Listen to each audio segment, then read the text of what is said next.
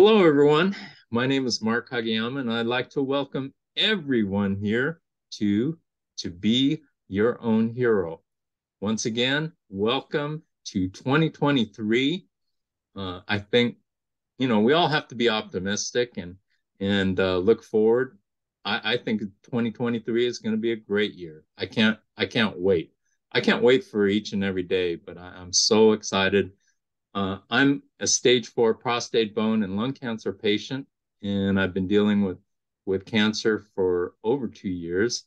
And I'm so happy to be here each and every day and have the ability to open my eyes and experience a new day. And I hope you are too. I hope this channel brings awareness to you and inspires you, but most of all, to make you realize how important your health is to your life. Because believe me, if you don't have your health, it's pretty tough, pretty tough. So anyway, welcome 2023. And I'm back for part 2 with Joe Tower. And so, Yes. Joe, welcome back. Thank you, Please Mark. reintroduce yourself and let's say hello and let's get this thing going. I'm Joe Tower. So happy to be here. I'm a caregiver to my wife, who is a patient and current survivor of acute lymphoblastic leukemia. Feeling good about 2023, Mark. And you said it. The health the health thing. The advent of cancer, of this kind of diagnosis, really does shift everything into dramatic perspective about what's important. So. So, question one, number one for you. What is your New Year's resolution? Well, just on that very subject, I think not just a New Year's resolution, but kind of a new lease on life resolution for all of us here in our household is certainly just to overall make more health conscious choices, and that includes eating real food and drinking lots of water and getting good sleep, and I think just those three things alone is going to set us right for the new year. Awesome. How Awesome. about you? Anything in particular? Yeah, my New Year's resolution is kind of a continuance of 2022, and I just want to bring people together and Love it. and help bring the world together and help Yeah. do my share to make this world a better place because uh, I mean, our world needs it. And the only Yep. way that it's going to get better is if we help to make it better. And so that's my New Year's resolution. I want to see people respect other people's opinions. I mean, there's just so much division, and if we at least respect, I had a number of instances in 2022 where I could have walked away from friendships, but I just decided to just, respect their opinion, even though it was wrong, and, and let them have their say because that's their opinion, and it's something that's important to them, and I respect that, and so I've been able to keep all of my friendships up and gain so many more, and it's that's one of the things that I have to figure out how to do a better job of is to keep up with the people that I've met, come in contact with, and that I want to keep um, engaging with. Yeah. I mean, I've met so many, such as yourself, and so many others that's one thing I need to figure out and do a better job of. So those are my main things that I want to. Good goals. Good goal. Yeah. Good resolutions. I like those. I like those both. I think that respecting other people's opinions, that's also going to bring, that can bring each of us a little bit of peace if we just kind of let go and realize that having that argument or having that conflict maybe isn't as important as we think it is. Right, right. I just made I made a LinkedIn post last year, and it was a post about a business transaction that I had been working on. It went south, Oh, and I think I saw this. I think I recall this post. Yeah. one of the guys, came after me, accusing me of all this kind of stuff, Yeah. and which wasn't true. And I sat there, I typed out a response that I was going to send to him, and I said, no, it's just not worth my time, because I didn't want to get sucked into a Yeah. swamp, and I couldn't see any good coming out of it. So I just, what I did was I just blocked the guy, That's good. and just left it alone, because I didn't see anything positive coming out of it. And I That was the high don't, road. That was the high road for sure. yeah, I don't see anything. Um, I didn't see anything at all positive to gain Yeah. from it. Yeah. And so that's why I just did it that way. Yeah. And also in 2022, I tried to make amends with any relationships that weren't so good. So I Great. made uh, an effort to do that. I reached out to a couple of people and a couple of relatives and things like that. I'm not going to mention who they are, because they're going to go, oh yeah, right. So I made the effort. I did everything I could, and they kind of responded in a way that I kind of expected, but I Mhm. was okay with it, because I made the effort to try to make things better, and they weren't interested. So I said, fine, no problem, no problem at all. You did your part. Yeah, yeah, Yeah. and I feel good about it, and I could live with that, Yeah. But Yeah. I wanted to, uh, you know, get things right with anybody that things weren't right, and so that was Yeah. important to me. And so, yeah, I felt really good about doing that. But Fantastic. we've got Fantastic. some important stuff to talk about, and why don't we start talking about your wife, and then Yeah. what we're going to do is this video is more about Joe and Joe's um, relationship in this particular scenario. I'm going to make my best effort to focus only on myself for this, Mark. Yeah, I think we left off in the first part of our conversation. It was mentioning that we kind of hit a little bit of a rough patch in my wife's treatment around this last summertime. She got a pretty severe, In the potentially like summertime of what year? this last just last year, yeah, Okay. 2022. So she got a pretty severe, potentially life threatening infection. She was immunocompromised at the time. Hit her really hard, and uh, that was kind of just in terms of like a kind of an emergency, all hands on deck, day to day situation. That was almost kind of as serious as it got. She was, just completely dehydrated. She was completely weak. She was really unable to keep anything in her body. It was the first and only time she's ever requested a wheelchair to get her from Wow. our car into the clinic. So it was a real, she spent about 9 days in the hospital, back in the hospital, I think, during that time. Um, got through that. And then we hit a snag at the end of August, more of a mental emotional snag, and I think it's probably a good pivot into the sort of um, I think like emotional and mental trajectory of like the caregivers in this in the ordeal. Um, we were going in for an appointment with her oncologist, and it was kind of supposed to be a little bit of a graduation into her maintenance phase of her chemo treatment.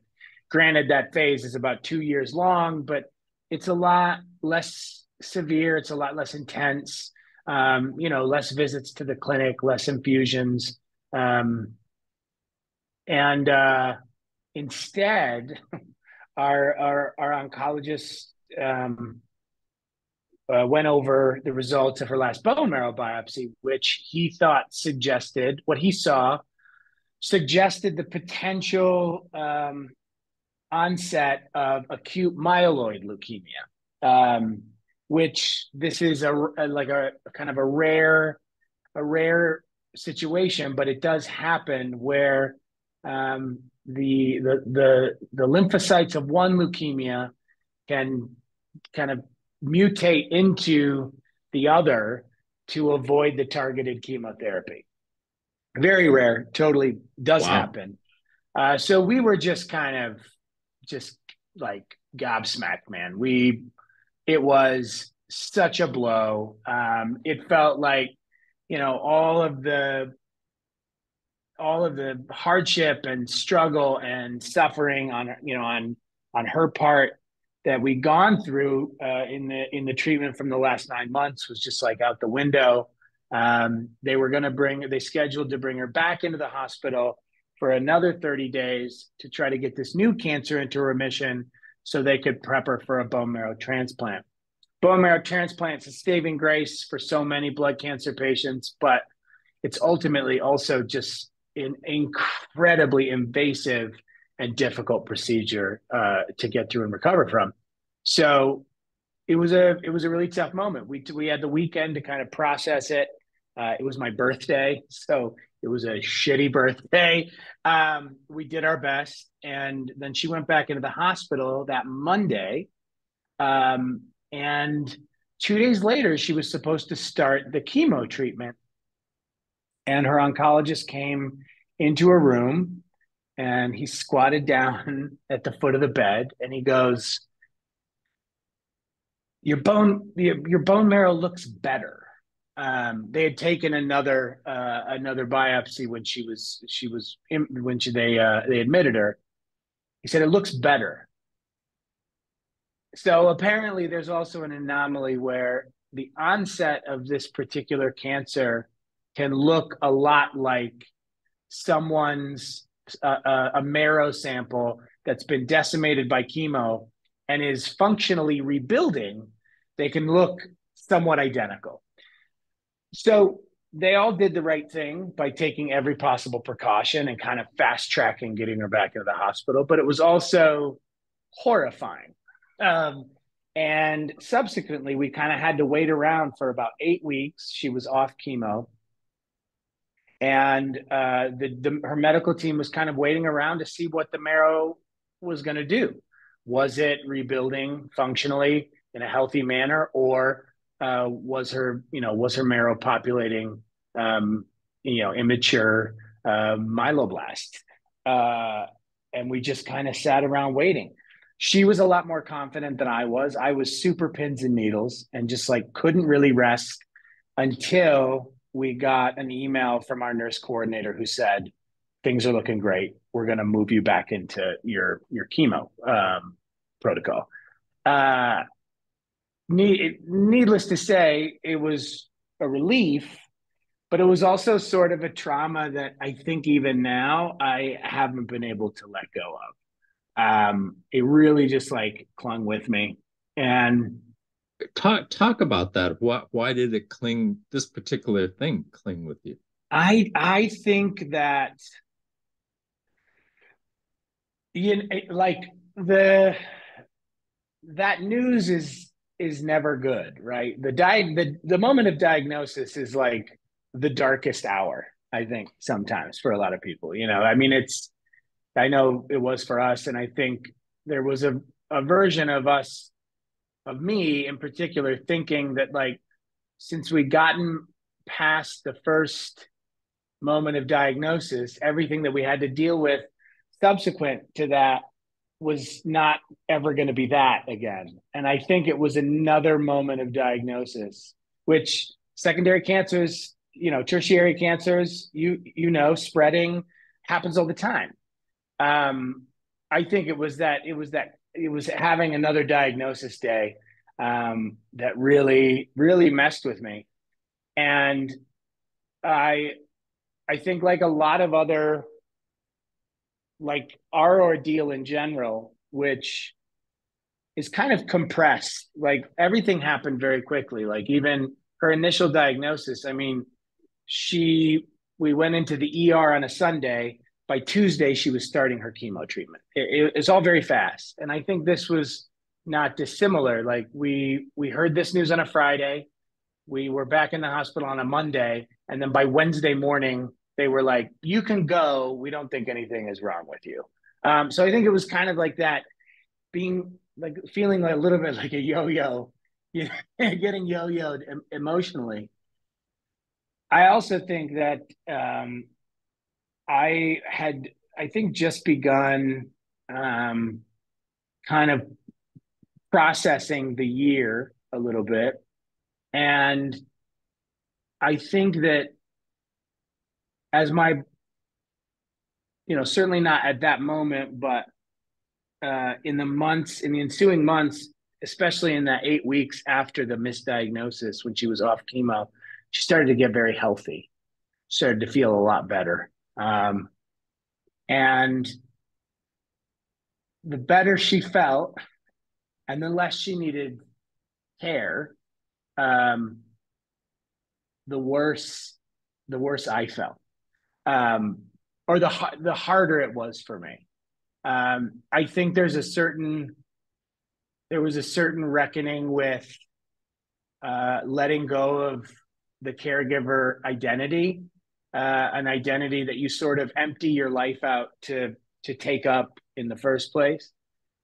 And I also think it's kind of a weird double-edged sword, because I also felt a lot of guilt that I wasn't more effusive and enthusiastic and positive about the fact that she was starting to feel better. So I think it's a very conflicting time for a caregiver. I was on a, which there's, I mean, there's tons of those moments. Like I think we get relieved that our loved one is doing well and frustrated that it's taken this long. Like there are all kinds of just like very conflicting emotions while you're standing by and trying to help your loved one through, what is unarguably the hardest period of their life.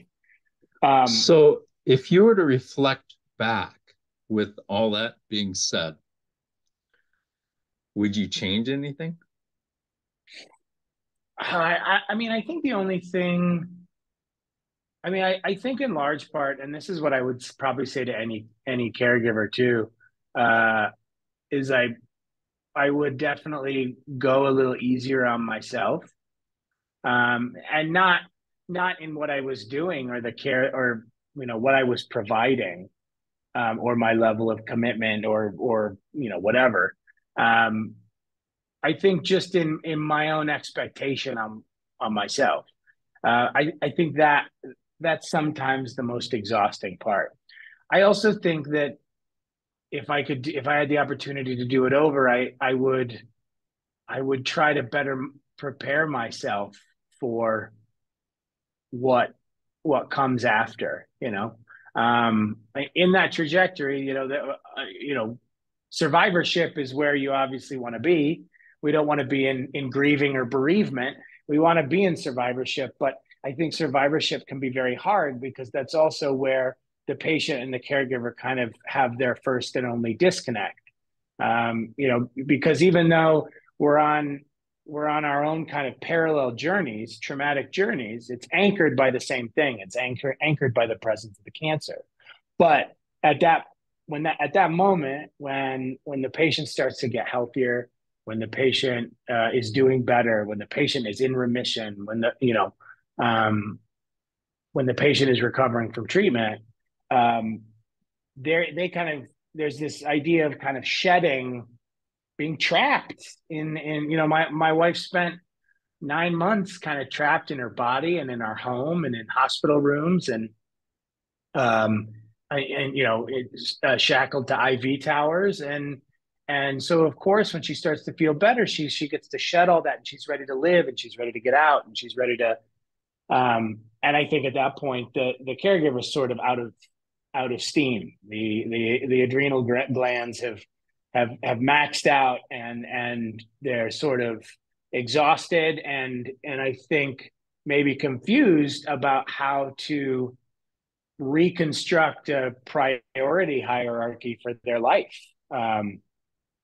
So I think if I could do it differently, I would prepare myself a little bit for that fallout.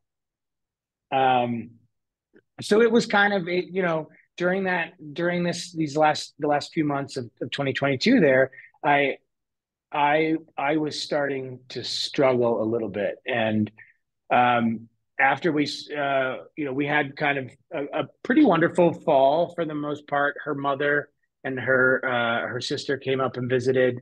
Her mother came all the way from Budapest, Hungary, and they spent a week with us, which was wonderful. And my parents were up to help frequently, and she was getting better and better. And she went back into chemo, and she did take a little bit of a dive, so some more care was obviously needed, and we powered through that. And it was just at the tail end of the year that she got some good news about her remission status, that it was really solid, and her MRD was negative, and there is there's talk about in here in 2023 moving her out of chemotherapy and into immunotherapy.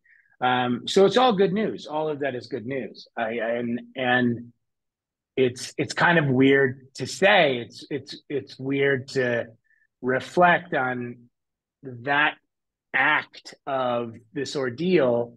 That last act has sort of been the one where I felt like I personally had the hardest time. And it's strange to say that. It's definitely weird to say that. So the question I have here after listening to you is, how did you deal with the situation of Anna the patient and Anna the wife? Well, there's probably, or were they one, or was she one and the same all the time, or how did you manipulate that? I think that's a great question, and it's probably a question that I should have asked myself quite a few months ago as she was starting to get better. And it's probably a question that a lot of us in support networks around patients need to ask ourselves. I don't know that I did that, and I think that probably I should have, to separate. I think that I mean, like anybody else who's first timing it with a diagnosis and treatment like this, we were winging it at every turn, learning as we went, for sure. And I think so much of diagnosis and learning about the diseases themselves, and the medical facilities and treatment options and insurance and billing and keeping up with your mental health. I think most of it is a hindsight 2020 situation. Like, most of it is looking back and going, oh yeah, that's what would and when the question comes up of like, would you do it different if you had to do it again? And I'm like, I would love to not ever have to do it again. And I think that probably the most unfortunate part about going through something like this is that some of it is a little thoughtless, because a lot of it is just instinct or survival instinct, or you're just making choices to kind of get through the day for a while. And it isn't until later, it isn't until like, years later, plural, where you can start to really sit back and kind of reflect on it with a lot more clarity. So, that's a really long way to answer your question, but I think I didn't, and I think it would have been really helpful, and I think it would have not only been helpful to separate those two things for myself, But I think it would have been helpful for her too, because I do think like getting back to a new normal as she starts to get healthy, it can be very difficult to look look at my wife and not see the patient. Um, and so, you do have to do a little bit of work on reestablishing that. Watching someone physically, mentally, emotionally go through something like that um, can like is can distort the perception a little bit. And I've talked to a few caregivers that have a difficult time coming back to that to a spouse or a loved one after going through stuff like that, or have a difficult time letting go when when the when it begins, like when that um, so it's a such a great question. It's such a great point, and it's something that I'm going to make a note of just to, I don't know, continue to think about and bring up as as I do any outreach, for caregivers. I think it's just such an excellent point to broach. What so as you're going through the mental struggle with this happening, what's happening with Anna as far as her mental uh, makeup at this point? She's, finally turning the corner in a Yeah. positive way. And now all of a sudden, you're struggling a little bit. How did that resonate with her? Um, it's and this is like where the guilt kind of shows its ugly head, like rears its ugly head again, because I think it's very hard.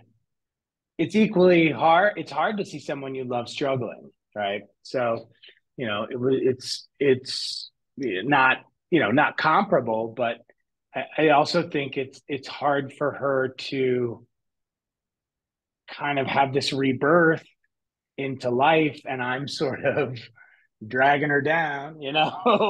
I think I think it's very difficult. She, like everything else, manages to handle it with a lot of grace, and she's incredibly supportive.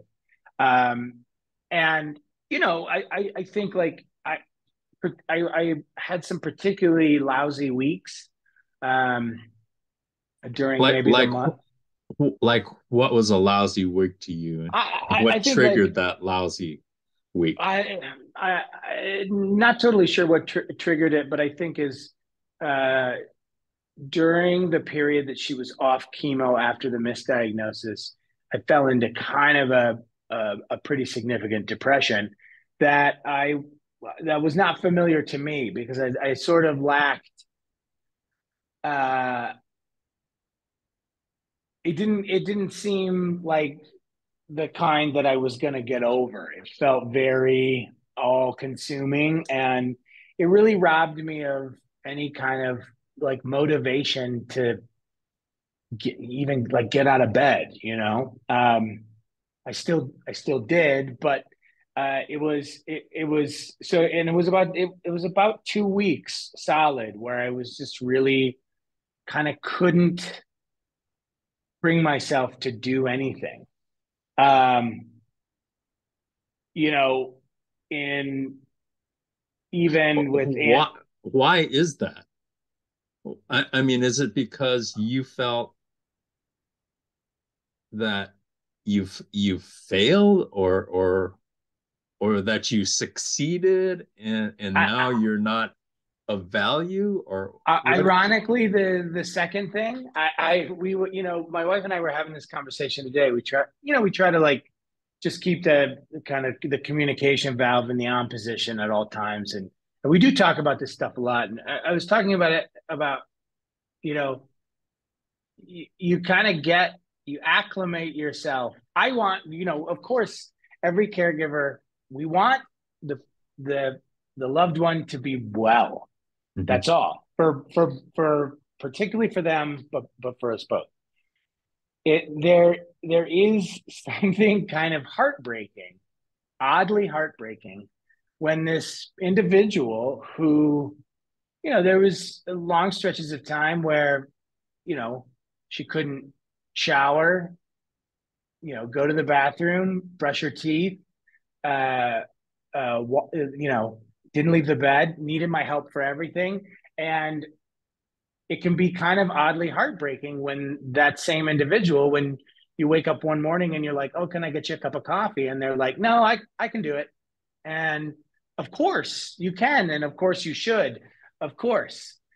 But it's also like, yeah, there's a weird kind of loss. I'm not trying to like, it would be weird for me to try to compare it to parenting, but like, I'm sure the first time I told my mother I didn't need her help, she was like, oh, I'm done. My part is over. And I think that's what I sort of felt was like, oh, we're where we want to be, but like, well, what do I do now? And it didn't matter that like I've been juggling like here and like, you know, and that was the heap very structured. I took care of that, and that was done. I could do everything else. So if it was hospital bed,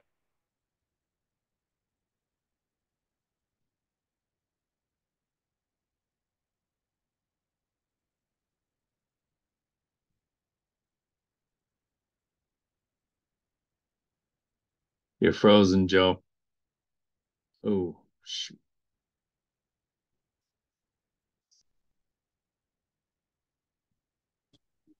hey, Okay, keep going. Just keep going. whoops. Yeah. So, during that time, I kind of, everything was kind of like laid out for you.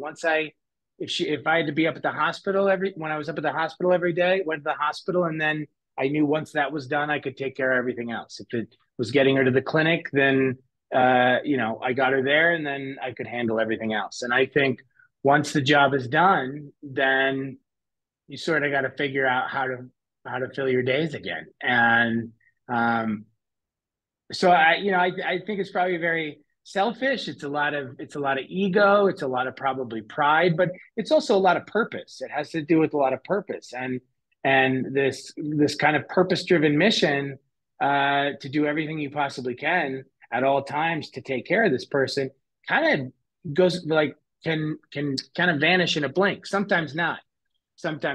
But I was on a great webinar with the head of psych at Memorial Sloan Kettering, and she was talking about caregivers. And Memorial Sloan Kettering has like a whole facility for caregiver mental health. They're really doing some amazing stuff. But she was talking about this very thing. She was talking about incidences of high incidences of struggles with mental health, sleeplessness, insomnia, depression, anxiety, sometimes even worse during periods when the patient is in survivorship. So it's a very peculiar time. I think it's a very peculiar time for the caregivers that are lucky enough to see their patient get there. I am just so fascinated by all that because you're teaching me so much. I mean, I never even considered that. So thank you for sharing your insights Well, on oh that. yeah, absolutely. No, thank you, and thank you for asking. I think you know, I'm, and it's a little bit I'm a little bit forcing myself to do it, but I think caregivers are also kind of reluctant to not advocate, well, maybe advocate for themselves, are reluctant to talk about the experience. Even if I get on a caregiver chat every once in a while through the Leukemia Lymphoma Society, and even in a chat room, and it's only caregivers. It's just the caregivers, and of course, we talk about the patients and we talk about the loved ones and treatment protocols and doctors and the disease, but nobody really, there's oftentimes so little of talking about how they're doing. It's really hard to get a caregiver to really focus on the self. And I think that's in part because the whole time we feel that it would be unfair to rob any space from the loved one, from the patient, because we say to ourselves, like, well, what do I have? Why do I have any business feeling lousy? My wife has cancer, which is totally reasonable and rational. It's not helpful to the caregiver because you take good care of yourself and you're in better shape to take care of your loved one. But I think that's a common refrain among caregivers. Like, why should I take up any energy feeling depressed or anxious or stressed, or why should I when my loved one is going through what they're going through? And so I think it's definitely worth it, I think, to advocate for a little bit more knowledge and awareness, and some really, I think, a little bit more structure around how to take care of yourself when you're caregiving. So let's talk more about that. When Yeah. you were actually in the thick of things, how did you uh, how did you take care of you, or did you? Probably didn't. 99%, I think, didn't. I think when there were, I think, and the fact of the matter is like sometimes you'll have to calibrate that self-care. There are going to be periods when it's just not possible with as much frequency as it maybe is during another time. For us, like my wife's second course of chemo was freaking horrible, and there wasn't really any time to even, there wasn't any time to think about it. And then, in course three, things kind of lightened up a little bit, so maybe I had a bit more opportunity. I think, unfortunately, I had a tendency to err on the side of, I'll take care of myself when she's better. That was kind of the mantra, which is a very bad mantra. It's not a healthy mantra. I think when I was kind of conscious of it, when she was home, uh, with some kind of healthy prearrangement, especially if she was feeling better, maybe I get out for a walk. I get out for a trip to the movies or something like that. Just some, like, alone, like, silent solo time, which I think is very effective. On a daily basis. After a while, I did start really pursuing some more healthy habits. So I think maybe probably about 4 months in, I started making sure that I was hitting the gym for a half hour every day once she was settled, or doing 15 minutes of meditation, or, and then maybe some more meditation at night, maybe a little stretching to get myself, like, ready for sleep.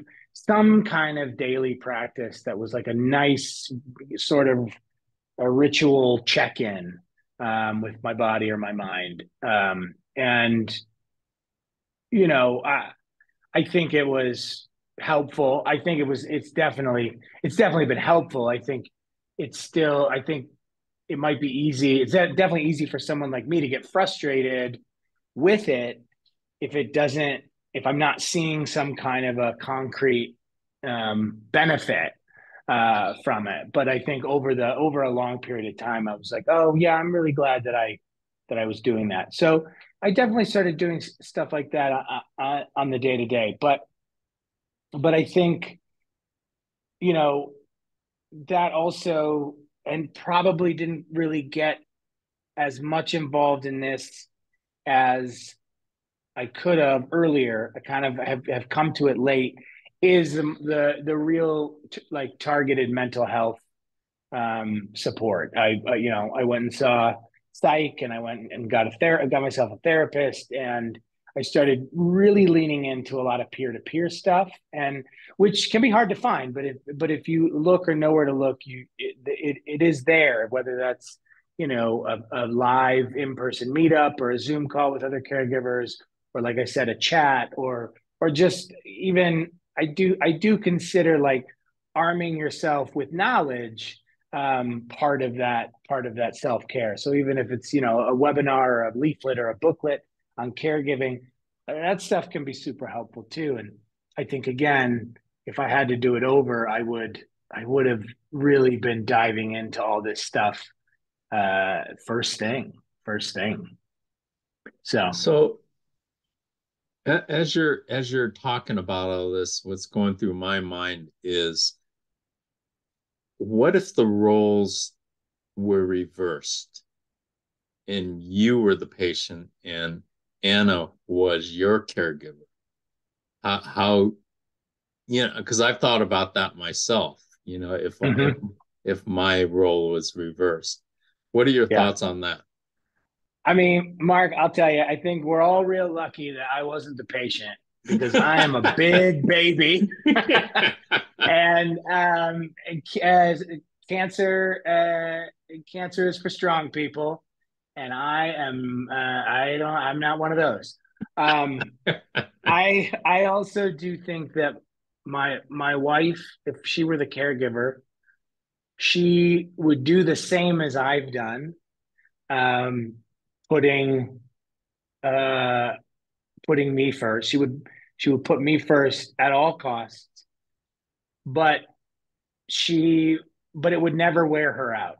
It would never. She's got just infinite heart and infinite will, and she would be an unstoppable and um, the perfect caregiver, probably. I always say like she's done as much caregiving probably for me as I have for her through this ordeal. So even when she's the patient, she's still doing some caregiving. So I think if it had to happen, this is like the least, the best probably it could have been. She's just incredible at like weathering this situation with grace, and I would not have done that. I appreciate and love your honesty. I mean, instead of trying to mock it up No, for no, the I interview, gotta be real with I I gotta be love real that. with you, Mark. They'd say cancer, and I'd be a puddle. I would be a puddle, just like that. You say that, but I really don't think so. After all we've talked about, to be honest with I very much appreciate you saying that. That means a lot. Thank you. you. So the last question I have here is, so how has your relationship grown through all this, and how has your love for her evolved, and how has her love for you evolved? Yeah. Um, I mean, I think that um, my my love for her, uh,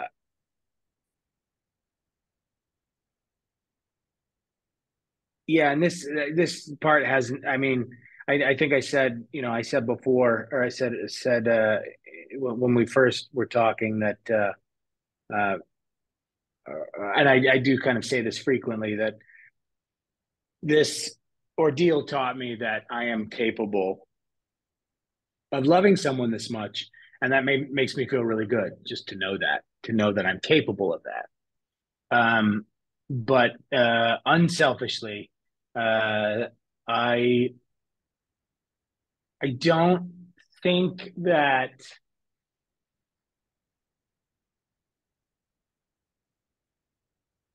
I think that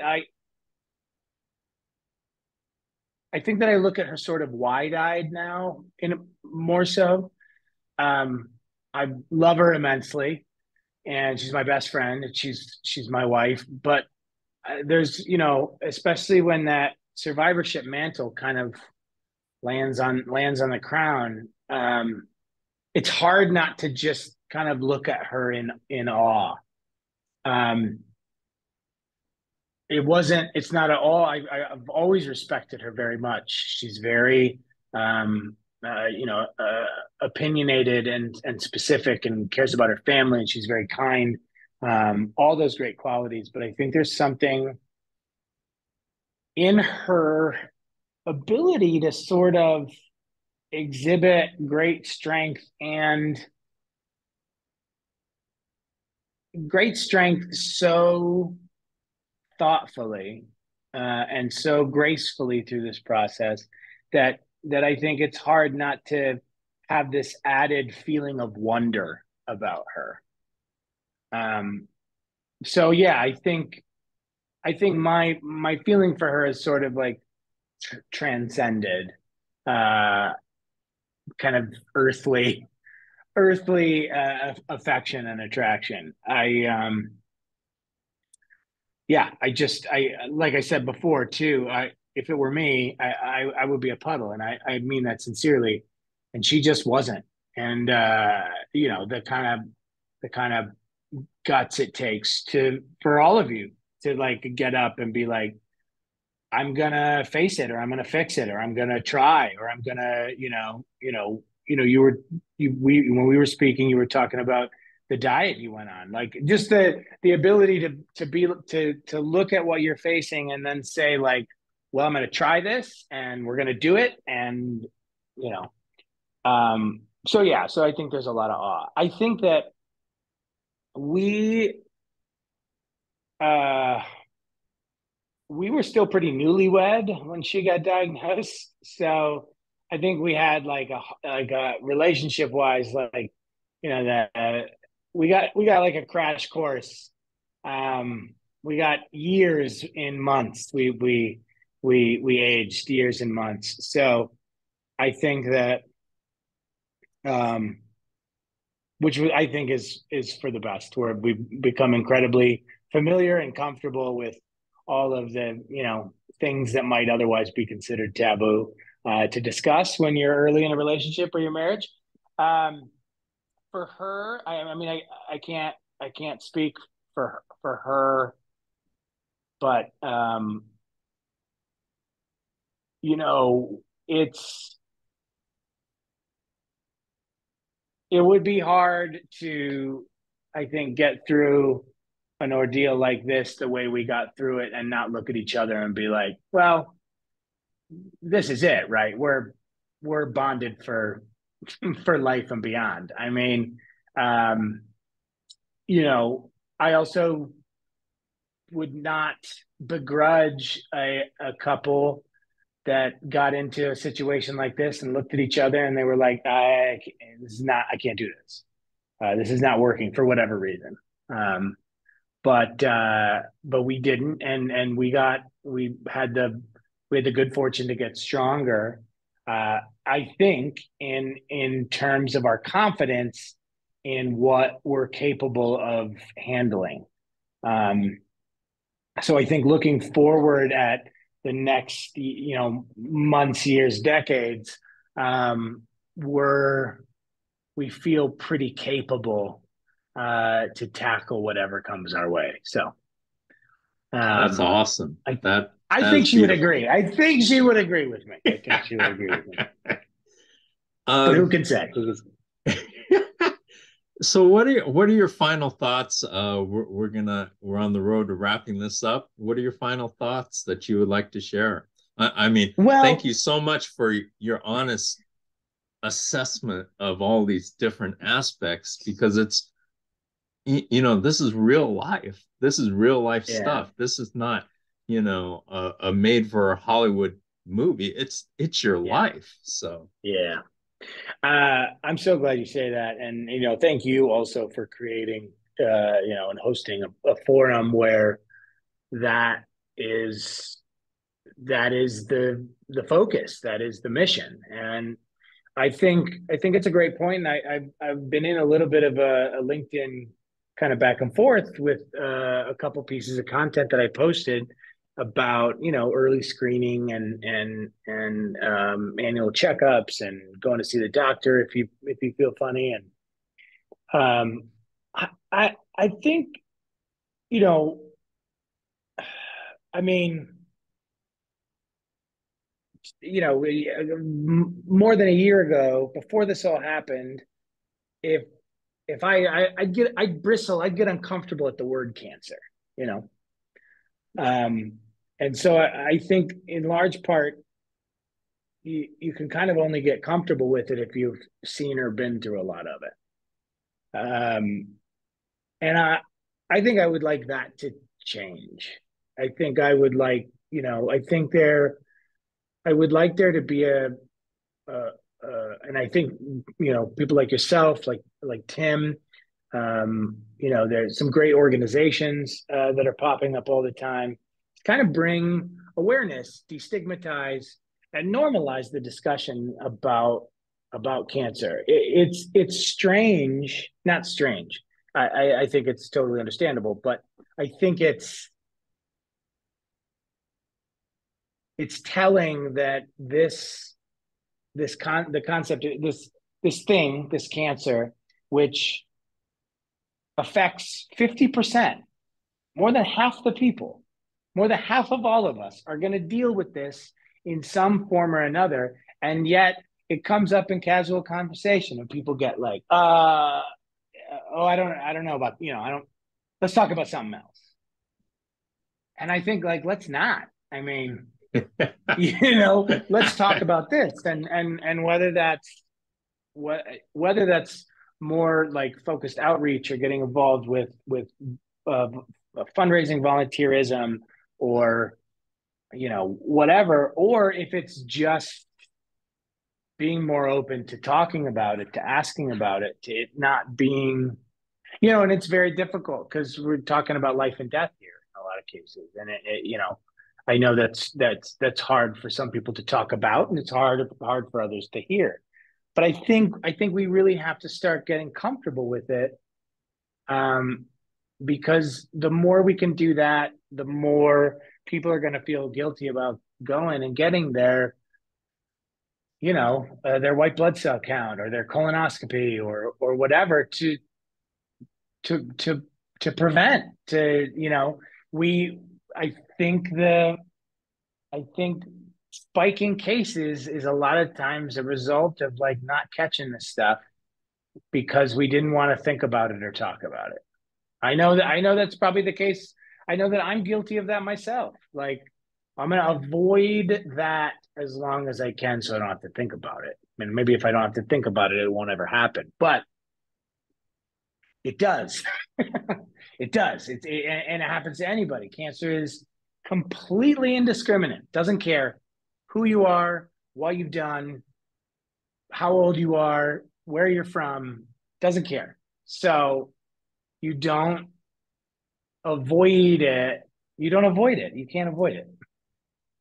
And I want to make that more normal and more, but let's do it approachably and let's do it in a respectful way, certainly. But let's stop being babies and talk about this stuff. Awesome. Joe Tower, thank you so much for your Mark, incredible insight. It's just been an honor and a pleasure. And for somebody who lived it, I love hearing about actual lived experiences, and that's so valuable to help so many other people because you had so much going on with you being the caregiver, your wife being the patient, and that's a true test of a relationship. If you can get through that, you can absolutely get through anything. So my hat's off to both of you. I admire both of you tremendously. So thank you so much for that, Mark. And the same sentiments right back at you. I really appreciate what you do and who you are, and I really I can't tell you. I think creating forums like this where it can be talked about and like you said, this is real life. The more we can do this, I think you're really helping the cause. So thank you. Thank you so much, Joe. And the way what I'm going to do this year with all the videos is end up with some quotes, positive quotes to leave with everybody. And I'm going to leave two today. And the first one is, this is by Roy T. Bennett, The Light in the Heart. Both of them are from him. The first one is, believe in yourself. You're braver than you think, more talented than you know, and capable of more than you imagine. And then the second quote is, live the life of your dreams and be brave enough to live the life of your dreams according to your vision and your purpose instead of the expectations and opinions of others. So with that, let's help make this in 2023. Let's help make this world a better place. Let's do, even if it's a little thing, smile at somebody at the grocery store or at the bank or in line. Say hello. And because you don't know what that other person is going through, but if you could, just say, hey, hope you're having a great day, just something small, and it'll make that person think, and hopefully they'll have a better day. But make the most out of every single day, every single hour, every single minute, and every single breath. Thank you so much for joining us here at To Be Your Own Hero. We will see you next week with another interview. Thank you so much. Please subscribe, like, and make a comment in the comment section of the video. Thank you so much, and we will see you next week.